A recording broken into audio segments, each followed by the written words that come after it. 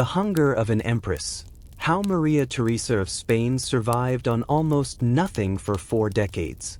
In the annals of the House of Habsburg, a dynasty renowned for its monumental jaws, its sprawling European empire, and its fanatical adherence to ritual, there is a story that does not appear in most history books. It is not a tale of battles won, treaties signed, or territories annexed. It is a story of a stomach, or rather, the systematic and astonishing refusal of a stomach to do what stomachs do. The year is 1646.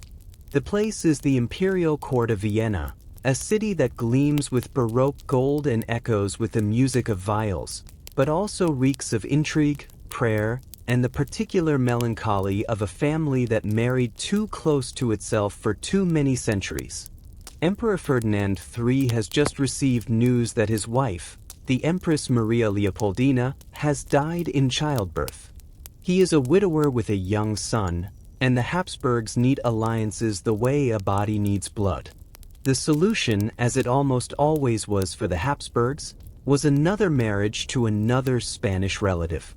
And so, in 1649, the emperor married his niece. Her name was Infanta Maria Theresa of Spain. She was just 11 years old.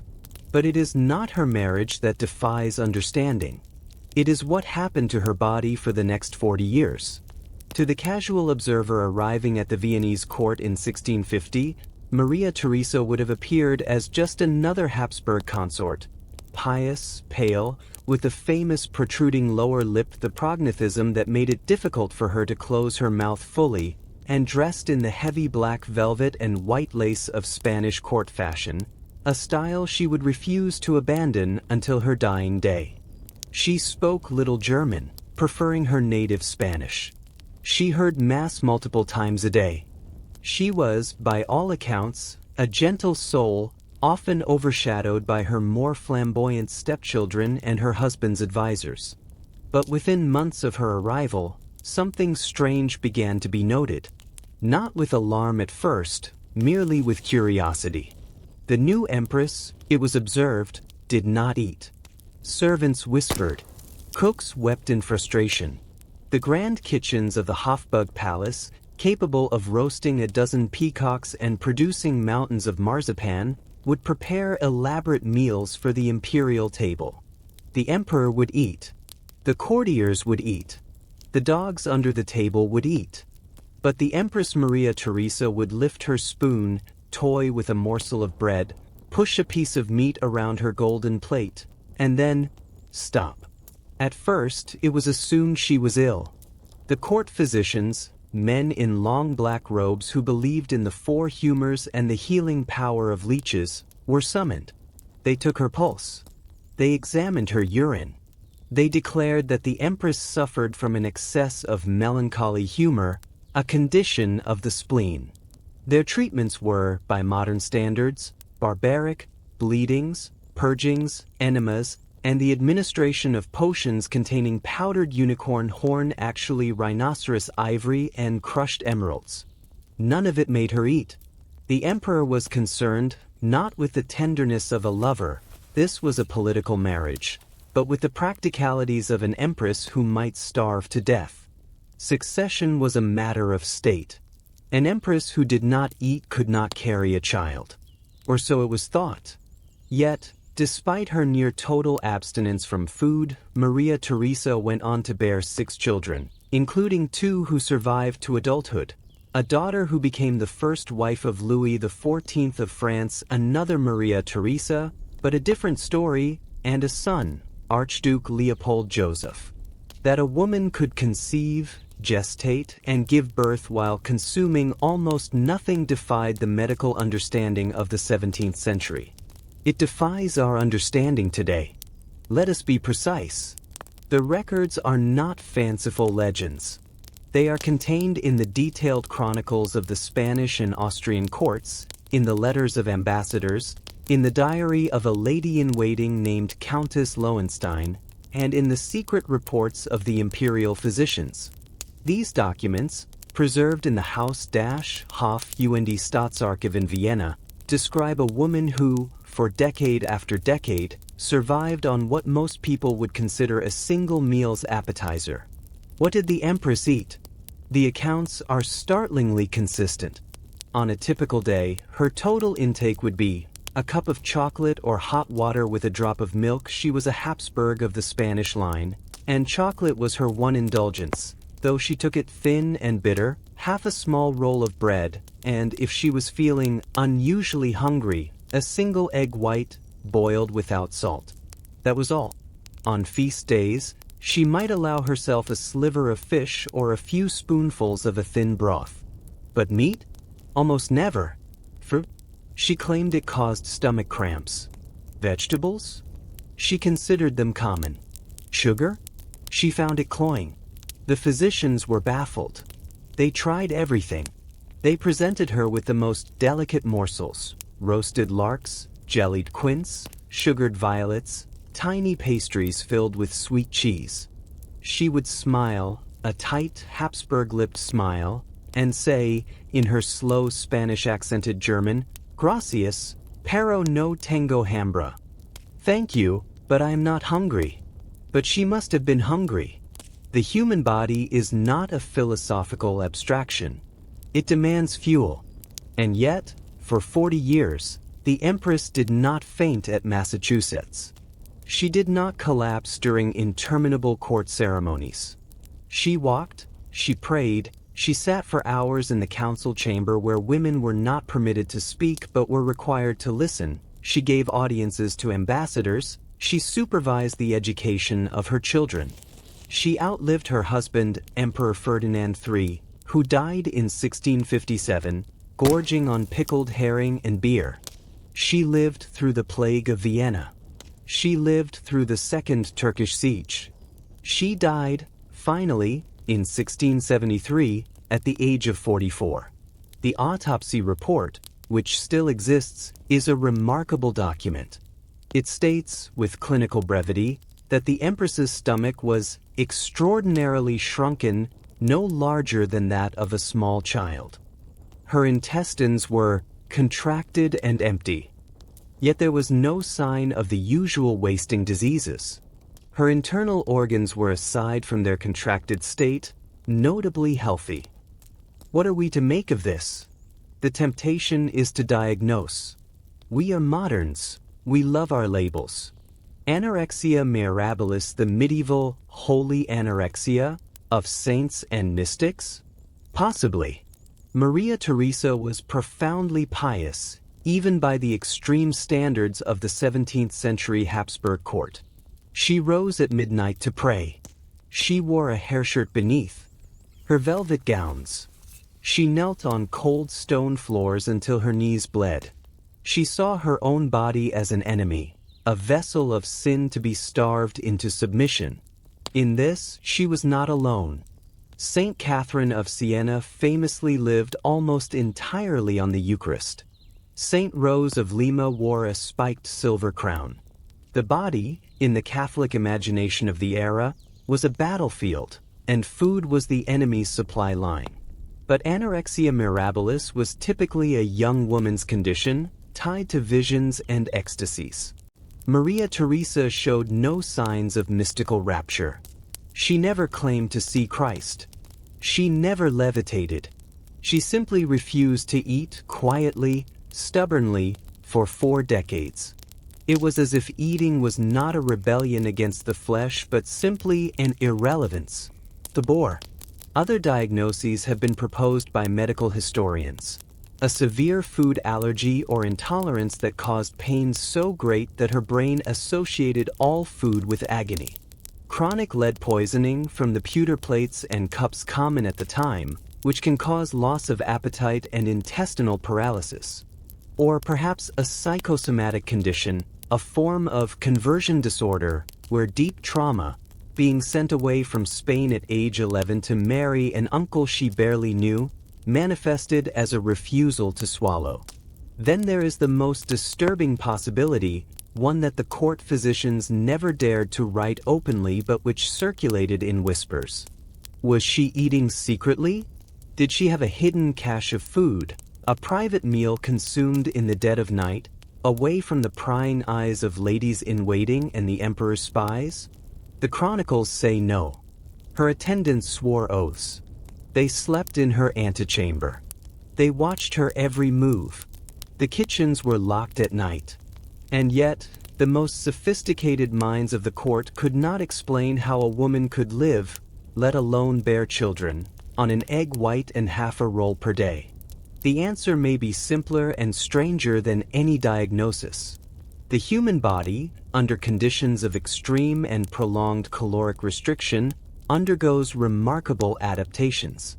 Metabolism slows. Body temperature drops. Organs shrink. The body begins to consume its own fat and then its own muscle. But there is a limit.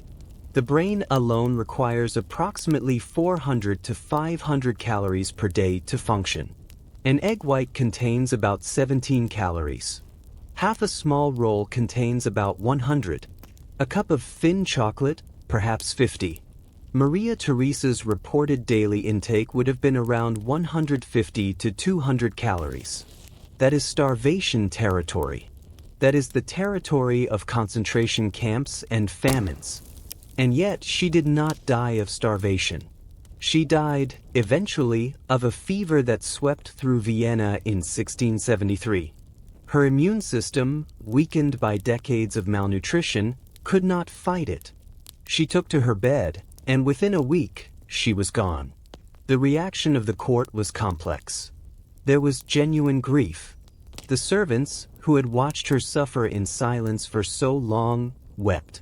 The emperor, her stepson Leopold I, who had succeeded Ferdinand III, ordered a lavish funeral. But there was also relief. The court no longer had to pretend that it was normal to sit at a table with a woman who did not eat. The cooks no longer had to weep over untouched feasts. The physicians no longer had to invent new humoral theories to explain the inexplicable. After Maria Theresa's death, the story of the starving empress did not vanish. It became a legend, whispered among courtiers as a cautionary tale about the dangers of Spanish piety, or as a marvel of human endurance.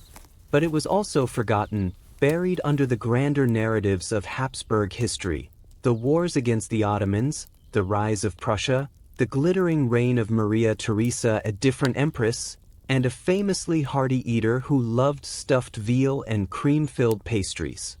There is a twist, however, a dark and ironic twist that the chroniclers noted but never fully explained. Maria Theresa's daughter, the Infanta Margarita Theresa, the little girl in Velázquez's masterpiece Los Meneses, was raised in Vienna. She watched her mother not eat. She learned that a good empress is a thin empress. A holy empress is a hungry empress. And when Margarita Theresa grew up and was sent back to Spain to marry her own uncle, the Habsburgs were nothing if not consistent. She too began to refuse food. The chronicles are less detailed for Margarita Theresa, but the pattern is unmistakable.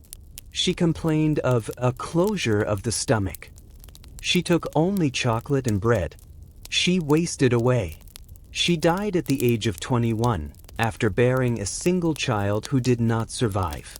The letter her husband wrote to the Spanish court is heartbreaking in its simplicity. She would not be persuaded to eat, not even a little. So perhaps the story is not just about a medical anomaly or a saintly ascetic. Perhaps it is about inheritance. Not the inheritance of land or titles, but the inheritance of hunger. Maria Theresa of Spain learned, as a child in the Spanish court, that to be a Habsburg woman was to be a vessel for children, for alliances, for the perpetuation of the dynasty. And perhaps the only thing over which she had total, absolute, unbreakable control was the aperture of her own mouth. No one could force her to swallow. No emperor, no physician, no cook, no husband, no God. The food would come, and the food would go, and it would not pass her lips.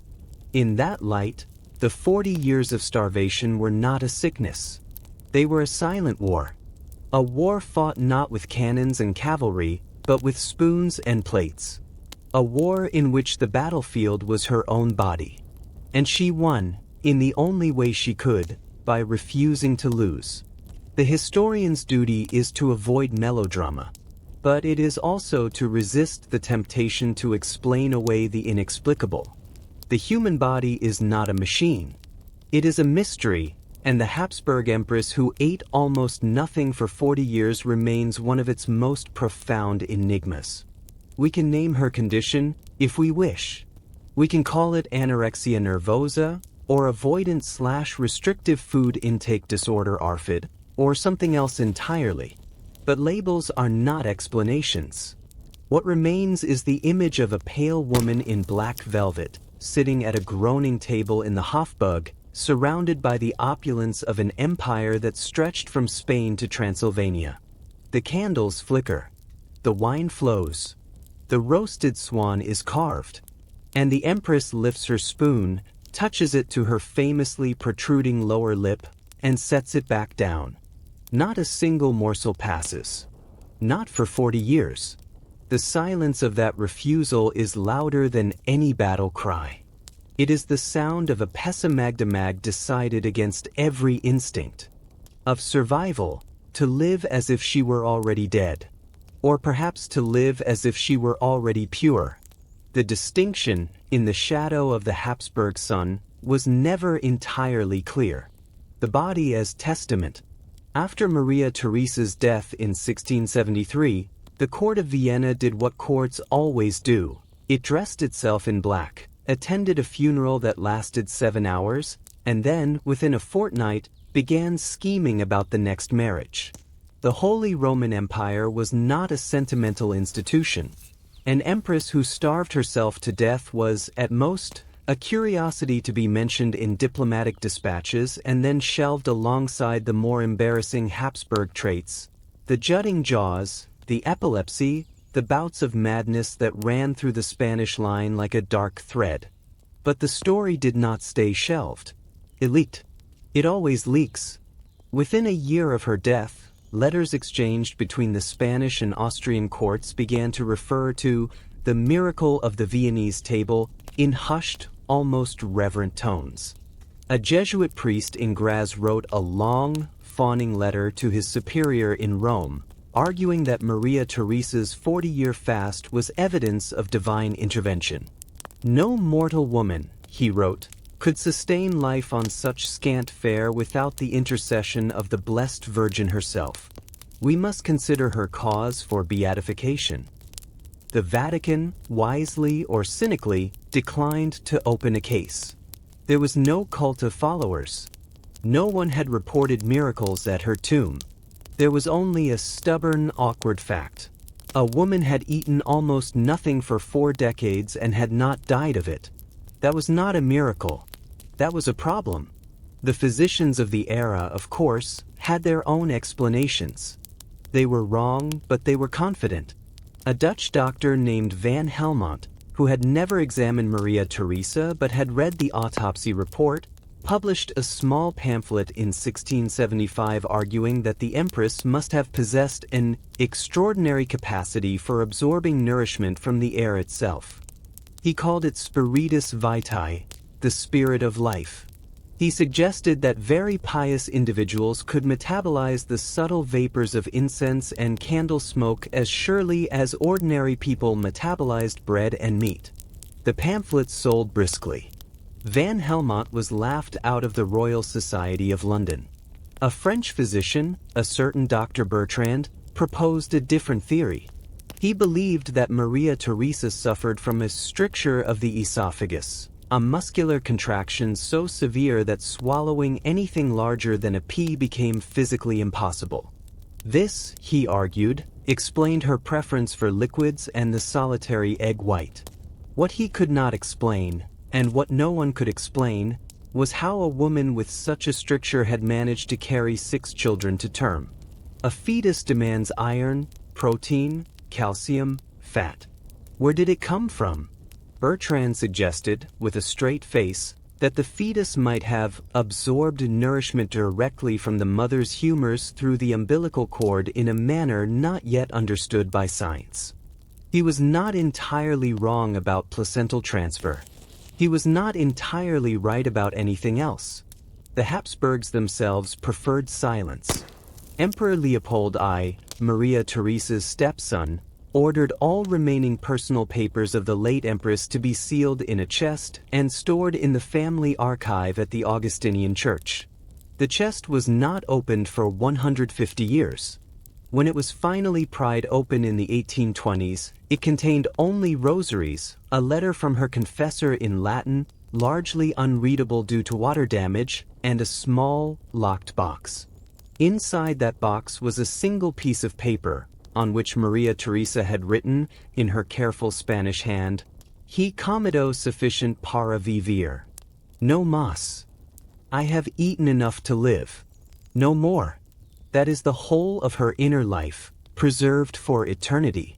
6 words. But we are not done with her body, because the body of Maria Theresa, even after death, continued to refuse to behave normally. The autopsy, as mentioned, revealed a stomach the size of a child's fist. But there was another finding, one that the imperial physicians hesitated to include in their final report because it seemed impossible.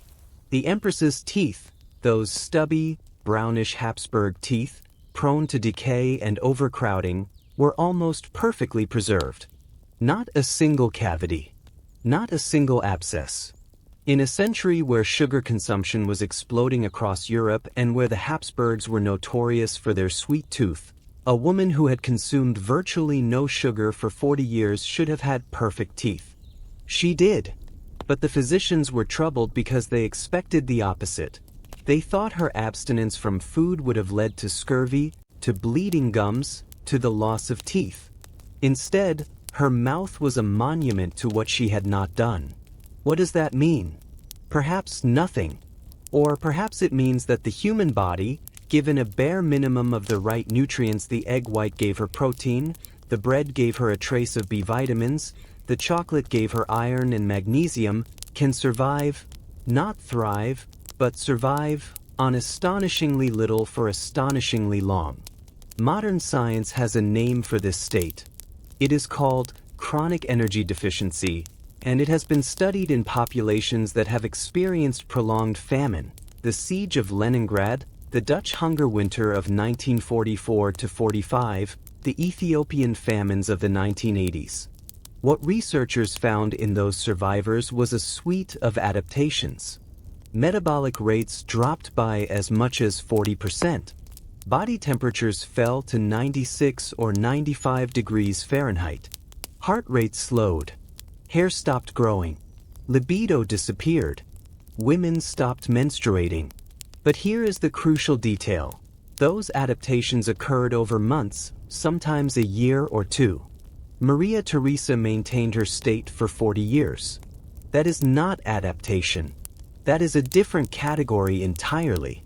Some researchers have speculated that she may have had a rare genetic mutation affecting the LEP gene, which regulates satiety and energy expenditure.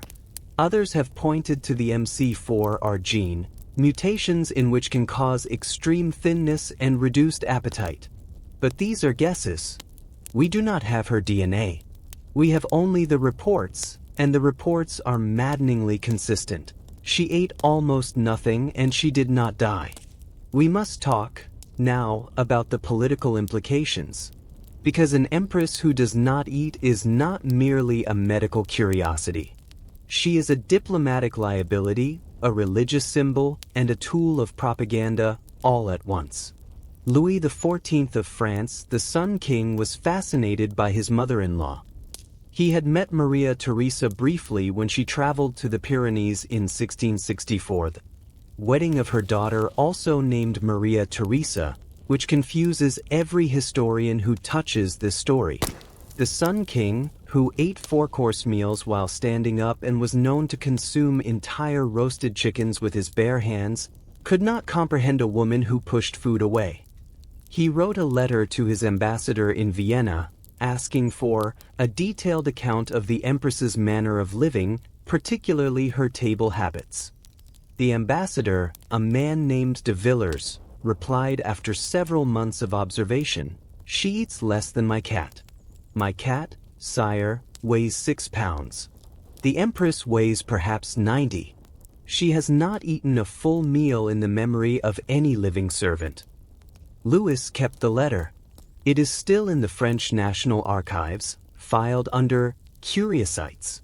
But the most bizarre political consequence of Maria Theresa's fasting came during the Austro-Turkish War of 1663 to 1664. The Grand Vizier, Kapralı Fazıl Ahmet Pasha, had heard rumors of the starving Empress and, like Louis, could not make sense of them. According to a Turkish chronicle written decades later, the Grand Vizier sent a spy to Vienna disguised as a coffee merchant. The spy's mission was not to steal military secrets or map fortifications. His mission was to watch the Empress eat. The spy returned to Istanbul after 6 months and reported, "The woman eats nothing. I have watched her for half a year. She drinks a dark liquid in the morning, nibbles a piece of dry bread at midday, and that is all. The Christians say this is a miracle. I say it is a sickness, but I cannot say which." The Grand Vizier, according to the same chronicle, laughed and said, "If their Empress does not eat, their army will not fight. A hungry people are a weak people." He was wrong about that. The Austrians won the war. After Maria Theresa's death, her son, Archduke Leopold Joseph, grew into a tall, thin man with a famously delicate stomach. He did not starve himself like his mother, but he suffered from chronic indigestion, bouts of vomiting, and an almost phobic avoidance of rich foods. He would eat only boiled chicken, plain rice, and stale bread. He lived to be 34. His physicians blamed his mother's malnutrition during pregnancy. They wrote in their Latin-riddled notes that the infant was formed from insufficient humors, and his stomach bears the mark of her abstinence forever. This is the grim inheritance of famine. It echoes down the generations. Epigenetics, the study of how environmental factors like starvation can switch genes on or off, has shown that children of mothers who experience severe caloric restriction are more likely to have metabolic disorders, anxiety around food, and reduced body weight. Leopold Joseph was not a figment of his mother's imagination. He was her living, suffering consequence. Let us pause here and ask the question that no one at the Habsburg court dared to ask aloud. Was Maria Theresa sane? The answer is not simple. By the standards of her time, she was considered perfectly sane. She did not rave. She did not hallucinate. She performed her duties as Empress, receiving ambassadors, attending Mass, overseeing the household, with quiet competence. She was never confined to a madhouse. No one proposed an exorcism. She was, by all accounts, a gentle, soft-spoken woman who never raised her voice, never threw a plate she would have had nothing to throw, never wept in public. But by modern standards? The refusal to eat for 40 years, the insistence on maintaining a body weight that would have placed her in the lowest 0.1% of adult women, the ability to ignore every biological signal of hunger, that is not normal.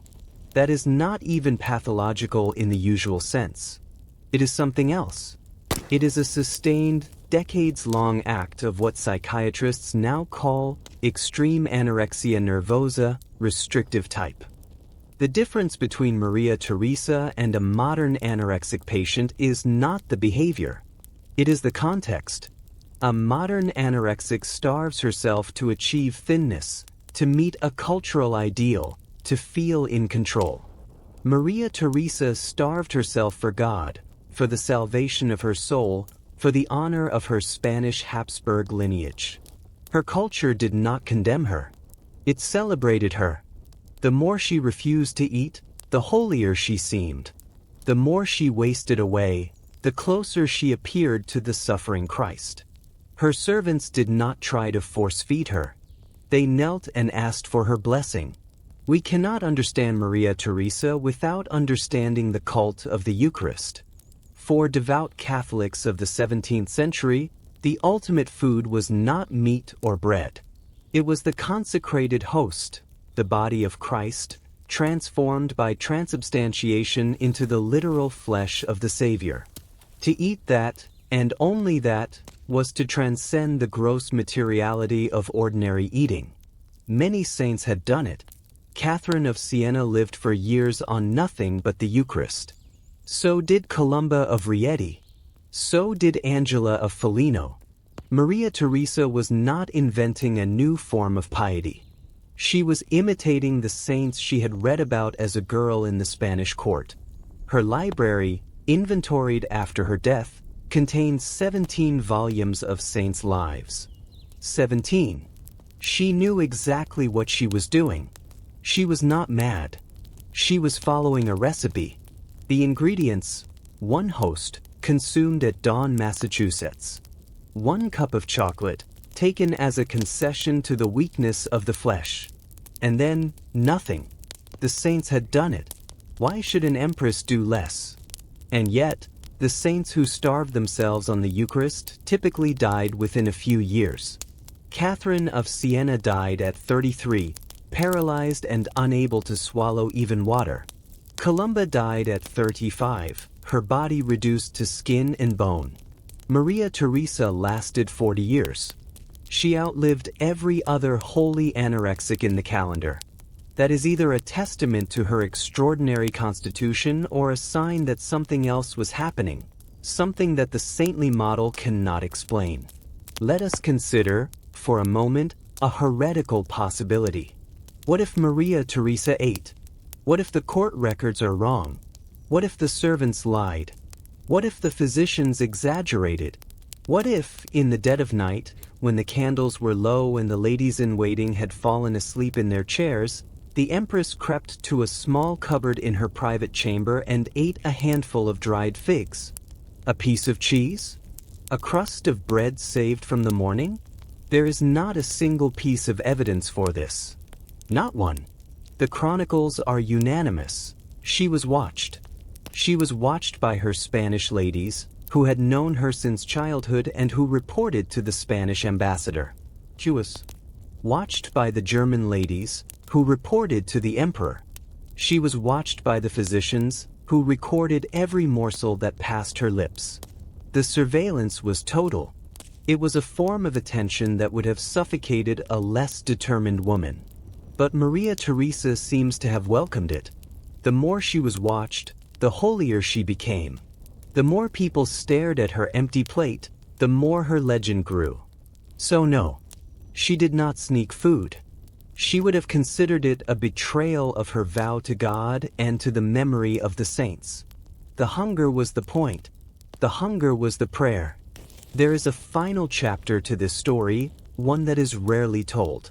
In 2018, a team of medical historians and nutrition scientists at the Medical University of Vienna attempted a retrospective reconstruction of Maria Theresa's likely energy balance.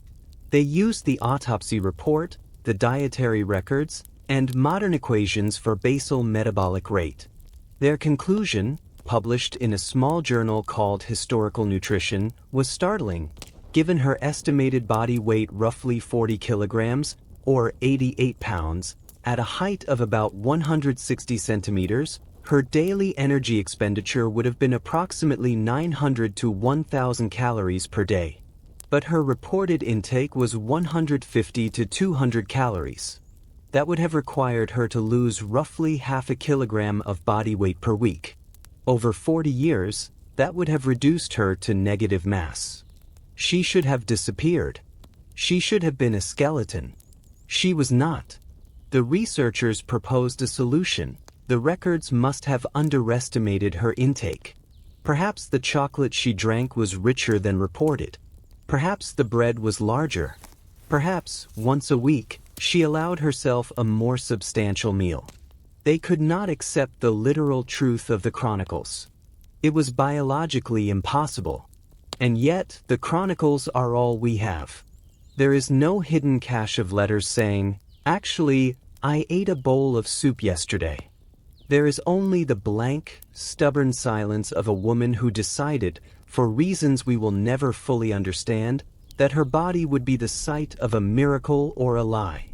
There is no middle ground. Maria Theresa of Spain, the empress who ate almost nothing for 40 years, is not a lesson. She is not a warning. She is not a role model. She is a fact. A strange, inconvenient, inexplicable fact. She lived. She refused. She survived. She died. And she left behind a question that no amount of medical science or historical research can answer. Where did the energy come from? The answer, perhaps, is that some questions are not meant to be answered. Some lives are not meant to be explained. They are meant to be witnessed. And we, for centuries later, are still witnessing. Still watching the empty plate. Still wondering.